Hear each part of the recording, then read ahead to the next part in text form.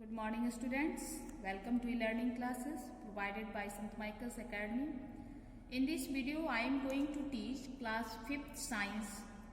Today we will start new chapter 6, new plants from other parts. Means कुछ plants ऐसे होते हैं जो हम लोग अभी तक पढ़े थे 5 चैप्टर में कि कैसे सीड से प्लांट्स होता है, कैसे उसमें रिप्रोडक्शन की प्रक्रिया होती है. इस चैप्टर में हम लोग पढ़ेंगे कि बहुत सारे ऐसे प्लांट्स होते हैं जो अदर पार्ट से भी न्यू प्लांट आते हैं. New plants do not grow only from seeds.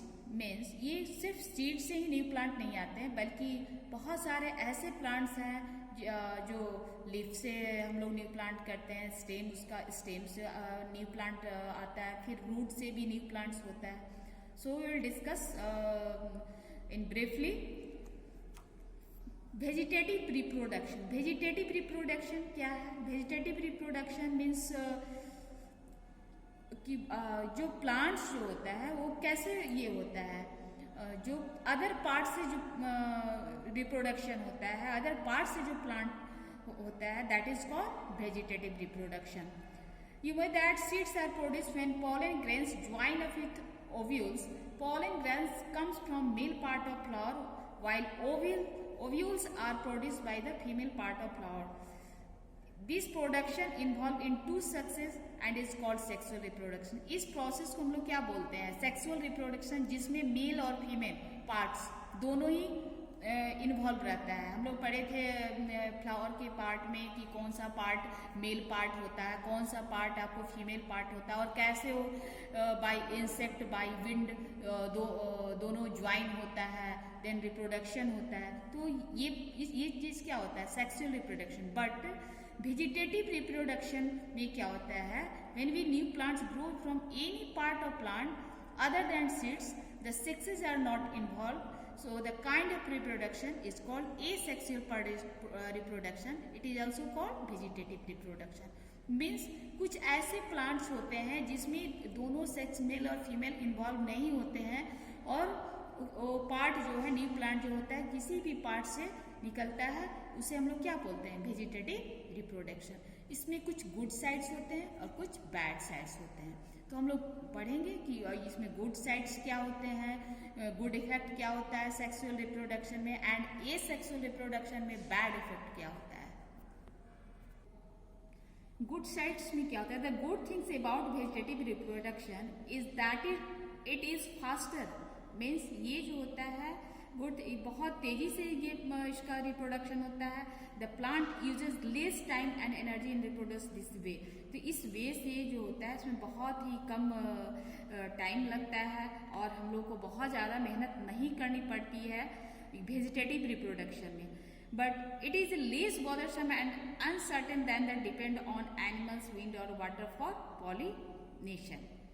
Then why do plants ever reproduce sexually? This is slightly difficult question to answer. Simplify. If all plants always reproduce asexually, they would be products exact copies of themselves. There would be no variety. इसमें क्या होता है? asexual reproduction में varieties जो होते हैं बहुत अच्छे नहीं मिलते हैं. जो हम लोग सीड के द्वारा जो प्लांट न्यू आते हैं उस क्वालिटी में बहुत सारे कलर्स आते हैं, बहुत सारे उसमें क्वालिटी उसकी बहुत ही अच्छी होती है.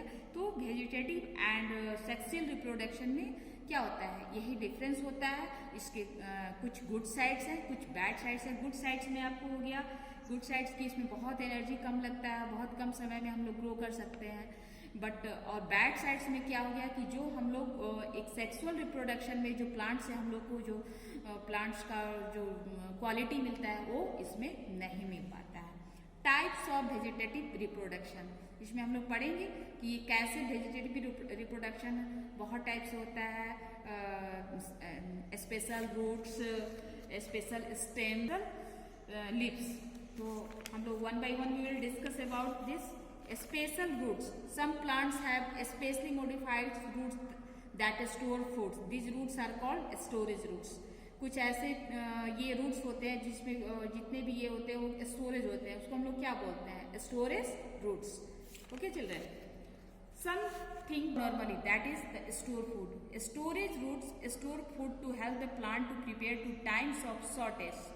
In addition, they may be help the plant reproduce. Some example of the storage roots are sweet potato and dahlia, and we grow them from slice of their roots. Carrot, radish, beets are other example of roots that store food but usually grow from these plants from these their seeds. आप देखते हो, अब हम लोग समझेंगे example के द्वारा। जैसे ये क्या है, स्वीट पोटैटो है, ये आप क्या देख रहे हो, इसमें कुछ ये न्यू प्लांट निकले हुए हैं। इस पार्ट को हम लोग कटिंग करते हैं और इस पार्ट को कटिंग करने के बाद हम लोग इसको सॉइल में डालने के बाद हम लोग न्यू प्लांट हम लोग तैयार कर सकते हैं। पोटैटो के साथ भी सेम चीज़ है। पोटैटो का भी आप क्या देखते हो, आप जो पॉइंटेड देखते हो अंकुरा हुआ पार्ट, जो आप जिसको आप लोग आइज बोलते हो, उस पार्ट को हम लोग कट करके और सॉइल में डालते हैं, then we will get new plant. Okay children. And special stems sorry, ये स्वीट पोटैटो ये में इसमें हम लोग पढ़ते हैं, ये रूट के द्वारा होता है, ये स्वीट पोटैटो में होता है। And special stem you have already read about underground stems that are modified to store food, potato, onion, ginger, etc. How do you know that they are stems and not roots? They have buds which roots do not have. इसमें आप देखते हो potato में क्या आता है, buds, it means वो आपको दिखता है कि अंकुरा हुआ। आप अभी देखोगे इस सीजन में आपके घर में अगर किचन में क्या है, पोटैटो हो तो उसमें बहुत सारे आइस, उसको बोलते हैं आइस टाइप से निकले होते हैं। These birds grow into new plants, इन्हीं बर्ड के द्वारा न्यू प्लांट निकलता है। In next video we will discuss next topic. Okay children.